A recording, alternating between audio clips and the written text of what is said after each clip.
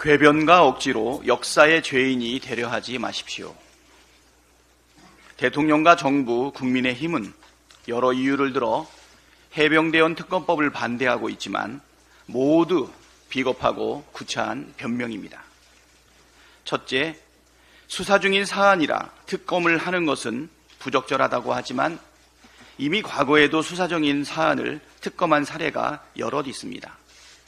국정농단 특검이나 드루킹 특검이 그것입니다.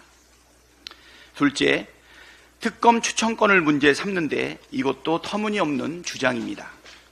대통령도 수사 대상에 포함되는데 대통령이 자기를 수사할 특검을 직접 고르겠다는 것이 말이 됩니까? 2016년 국정농단 사건과 2018년 드루킹 댓글 사건 때도 야당 추천만으로 특검이 임명됐고 헌법재판소는 국정농단 특검에 대해 특검 추천권 부여는 국회의 입법 재량이라며 합헌 결정을 내리기도 했습니다. 셋째, 특검법에 대국민 보고 규정이 독소조항이라는 주장도 참 황당한 이야기입니다. 특검법상 대국민 보고는 피사실을 제외한 내용을 브리핑하도록 하고 있어 독소조항이 될 수 없습니다. 궤변으로 국민을 설득할 수 없고 반대를 위한 반대만 하다가 국민으로부터 버림받는다는 사실을 대통령과 국민의힘은 알아야 합니다. 특검을 거부한 자가 범인이라고 한 게 누구입니까? 죄를 지었으니 특검을 반대한다고 말한 사람이 누구였는지 아십니까?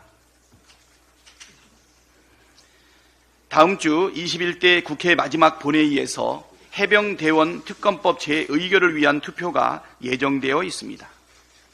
언론에서 국민의힘에서 이탈표가 얼마나 나올지 관심을 갖는데 이탈표가 아니고 양심표라고 하는 것이 맞습니다. 불의한 권력의 나쁜 결정에 순종할 것인지 국민의 편에서 양심을 지키는 선택을 할지 결정할 때입니다. 거부권을 반대하는 압도적 국민 여론을 등지고 반대 표결한다면 민심의 분노에 휩쓸려 불의한 권력과 함께 종말을 고하게 될 것입니다. 역사의 죄인으로 남지 마시고 양심과 소신에 따른 결정으로 21대 국회를 아름답게 마무리하시기를 바랍니다. 윤석열 대통령의 특징 중에 하나가 일단 정책을 덜컥 던져놓고 책임지지 않는다는 것입니다. 만 5세 초등학교 입학도 그렇고 주 69시간 노동 문제도 그렇고 해외 직구 금지 문제도 그렇고 일단 덜컥 던져놓고 여론이 나쁘면 나 몰라라 하는 패턴을 반복하고 있습니다. 탁상 행정과 무책임이 결합된 최악의 국정 운영 방식입니다. 연금 개혁도 마찬가지입니다.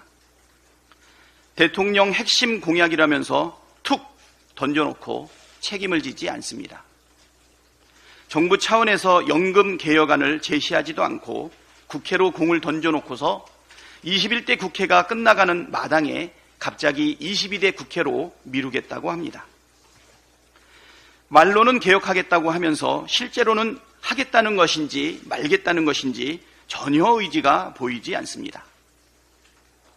거부권을 10번이나 쓸 정도로 뭘 안 하겠다는 의지는 충만한데 뭘 하겠다는 의지는 왜 이렇게 빈약한 것입니까? 이렇게 일을 하지 않을 거면 뭐하러 그 자리에 계신지 의문이라고 많은 국민들이 이야기하고 있습니다. 이재명 대표께서도 언급하셨고 어제 연금개혁 특위 간사인 김성주 의원도 말했지만 연금개혁을 계속 미루는 것은 무책임한 일입니다. 미루면 미룰수록 불확실성만 커지고 미래 세대의 부담만 늘어나지 않겠습니까?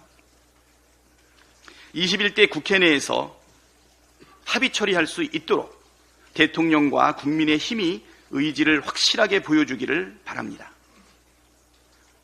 정부 여당의 전향적인 태도를 기대합니다.